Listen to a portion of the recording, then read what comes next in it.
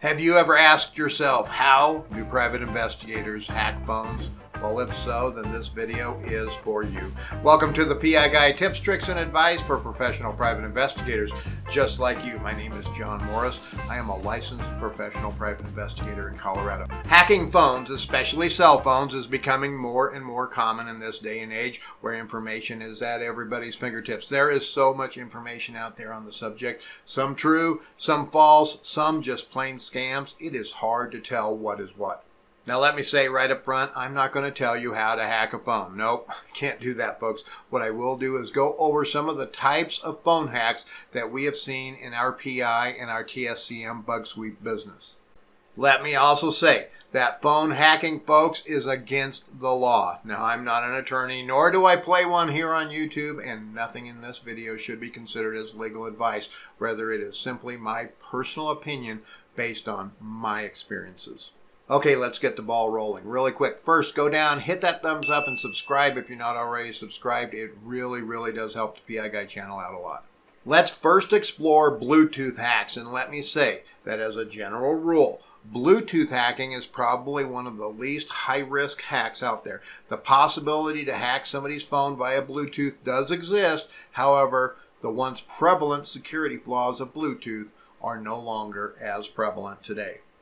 Keeping your phone's software operating system, be it Android or iPhone or whatever, in firmware updated will protect you from most of these low-level threats. Nonetheless, there are some Bluetooth threats out there.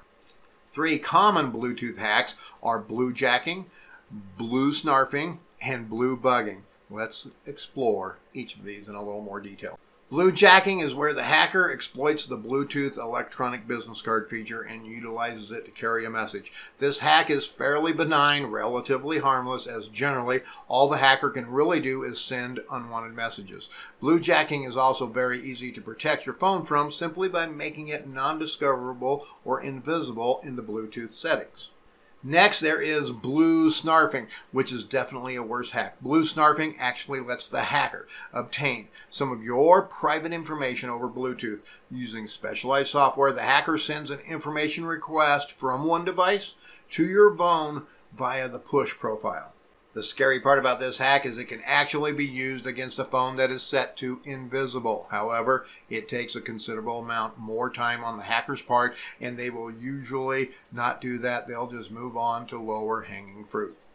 Blue bugging is another hack that can be utilized against a discoverable phone. In this nefarious hack, the hacker can actually take over your phone. I mean, they can take control of your phone. This is very scary indeed. Now, blue bugging, however, is not a threat to most phones these days. It's generally used against older phones with older firmware. So make sure you keep your software, OS, and your firmware up to date, folks.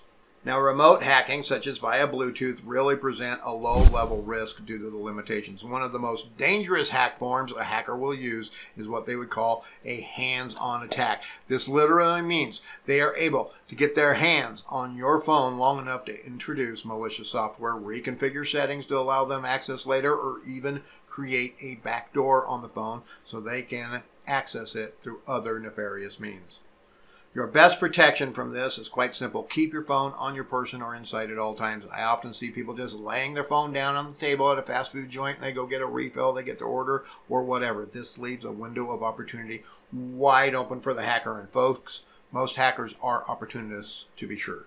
Voicemail hacking is one of those low-hanging fruit type hacks. A hacker using a hacked voicemail can listen to your voicemails. If you're in business, this could be very damaging indeed if competitors get your client information, prices, contractual information, and other sensitive data by doing this. As well, marital and other personal or civil situations are also at risk, as the hacker could, again, get sensitive information to be used against you. Quite simply, what the hacker does here is he tries to access your voicemail with the default PIN for that carrier, and this is often easily accessible information on the internet. To protect yourself from this, make sure that you make a custom PIN for your voicemail. That's it. Make sure it's a unique PIN too, folks, and make sure that you don't use it for other things and change it frequently as well. Okay, let's look at the 2 main types of phone hacking. Then we will discuss the big question, how do private investigators hack your phone? But first, I know I ask this a lot, but please go down, hit that thumbs up, subscribe to the channel if you're not already subscribed. That really does help the channel out a lot. Malicious apps are one of the biggest ways hackers can hack your phone. Your major app stores do a pretty good job of filtering these out and not allowing them onto their platforms. The biggest way hackers get malicious software introduced to cell phones is usually through website downloads. The hackers will create a bogus app and advertise it just like any other company on the search engines to get you enticed to take a look at it. Once on their site, they give you all of the info that you want on the app. They make it look to be the greatest thing since sliced bread. And then, man, you really feel like you need to get it. I mean, gosh, this app will do everything. It's going to make your life so much better. You've got to get the results that you want, and this app will help you do it, and the price is just right. Usually they will have an unbelievable free trial period, too. They will often also have a link for what looks like a link to a reputable app store. This link, however, is often disguised through a broken link. That broken link will just say, sorry, you can't access the app from the store right now, but click here to download it directly.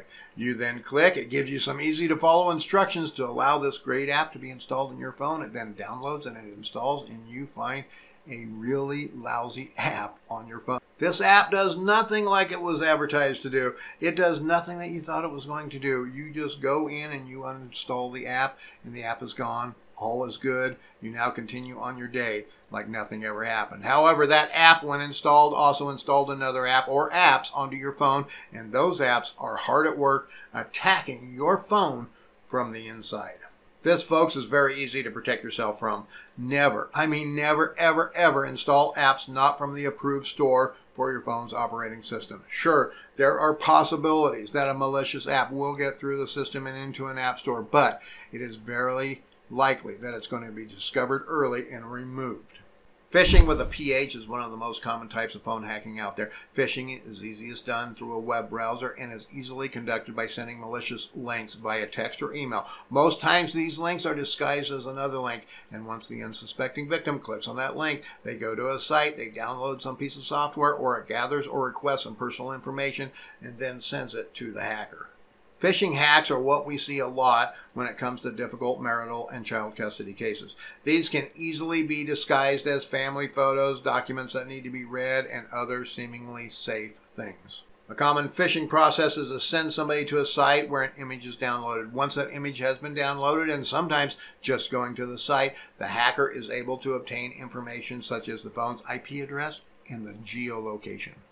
The easiest protection from this is to make sure that you never click on links that you are not sure of or links from people whom you do not trust. You should also use a browser like DuckDuckGo that is always anonymous and would never provide this kind of personal information. Now, really quick, here is a bonus hack that could be used to exploit your cell phone. This one is more common than most people think. It is called the man-in-the-middle attack, and it is used usually in public spaces, but it could be used in private areas as well. The man-in-the-middle attack utilizes a computer device that looks just like a Wi-Fi router. In fact, they will usually disguise it to match a nearby router. So if you're at the PI Guy coffee shop, they might make the man-in-the-middle router look like the PI Guy coffee shop free Wi-Fi. Now, you see a free Wi-Fi, it's from the coffee shop you're at. It must be safe to use, right? So you connect. It has actual internet access, and you go about your business. You check your emails, you go to your social media sites, you do a little bit of browsing, and all the time, the man in the middle is first grabbing all of your information, like your logins, your usernames, and your passwords, storing them into a database before it sends you on to the site that you're looking for. How do you protect yourself from this type of an attack, you ask? Quite simply, make sure you know the exact name of public Wi-Fis that are safe to use. However, I don't believe in using any public Wi-Fis. I don't believe any of them are truly safe. They can all be hacked. There are exploits out there. So I myself never use public Wi-Fis.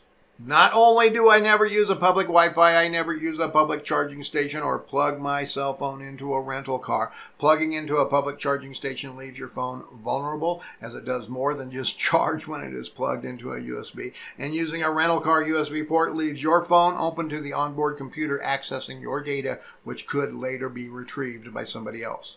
How about that, folks? 3 bonuses for those who waited this long. Now, I'm not trying to scare you into never using your cell phone. We all need them, we all love them, or we hate them sometimes, but they have become an integral part of our life and our society. Just make sure that you use them wisely.